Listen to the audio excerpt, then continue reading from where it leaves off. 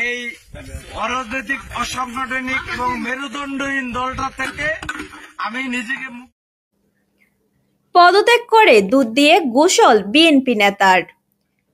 বরিশালের আগিলঝাড়া উপজেলার বাগদা ইউনিয়ন বিএনপির আহ্বায়ক কে এম রেজাউল ফয়েজ রেজা ও যুগ্ম আহ্বায়ক লাবলু ভাট্টি পদত্যাগ করেছেন।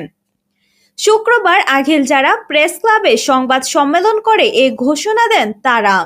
দলের নীতি আদর্শ এবং নেতাদের উদাসীনতা, অদক্ষতা ও নিষ্কর্মা কর্মকাণ্ডে ক্ষুব্ধ হয়ে এ সিদ্ধান্ত নিয়েছেন তারা।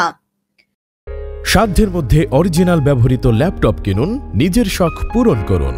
কুমিল্লা কান্দিরপাড়ের খন্দকার হক টাওয়ারের ৪র্থ তলায় অবস্থিত কিং অফ ল্যাপটপ সলিউশনে পাচ্ছেন বিদেশ থেকে আমদানি করা সকল ব্র্যান্ডের অরিজিনাল ল্যাপটপ। স্বল্প দাম আর শতভাগ অরিজিনাল ও গ্যারান্টি ওয়ারেন্টি সহ ল্যাপটপগুলো দেখতে আজই চলে আসুন। সংবাদ সম্মেলনের শেষে বাড়ি গিয়ে রেজাউল ফয়েজ রেজা ১ মণ ৩৬ কেজি দুধ দিয়ে গোসল করেছেন বলে জানা গেছে। এর ভিডিও সামাজিক যোগাযোগ মাধ্যমে ছড়িয়ে পড়েছে। এতে দেখা গেছে অনেক মানুষ তাকে ঘিরে দাঁড়িয়ে আছেন, অনেকে তার মাথায় দুধ ঢালছেন।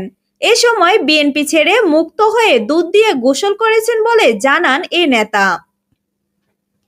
এর আগে সংবাদ সম্মেলনে লিখিত বক্তব্য পাঠ করেন ফয়েজ রেজা ও লাবলু ভাট্টি। এর মধ্যে রেজা বিএনপির মনোনয়ন নিয়ে বাগদা ইউপিতে দলীয় প্রতীকে চেয়ারম্যান পদে নির্বাচন করেছিলেন। তার অভিযোগ করেন বিএনপির রাজনীতি করে হামলা, মামলা ও নির্যাতনের শিকার হলেও দলের কাছ থেকে কোনো সহযোগিতা ও সহানুভূতি পাননি। এমনকি নেতারা খোঁজ না নেওয়ায় অভিভাবক শূন্য হয়ে তারা সর্বশান্ত।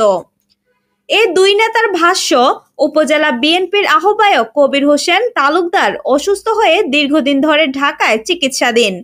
সদস্য সচিব মোল্লা বশির আহমেদ পান্না এলাকায় আসেন না। দলীয় কারণে হামলা মামলার শিকার হয়ে একাধিকবার জেল হাজতে থাকলেও কোনো অভিভাবকের সহানুভূতি পাওয়া যায়নি। নেতাদের উদাসীনতা, অদক্ষতা ও নিষ্কর্মা কর্মকাণ্ডে ক্ষুব্ধ হয়ে তারা পরিবার পরিজনের কথা চিন্তা করে শান্তিপূর্ণভাবে বসবাসের জন্য পদত্যাগ করেছেন। Shamima Sultana, news desk, news plus.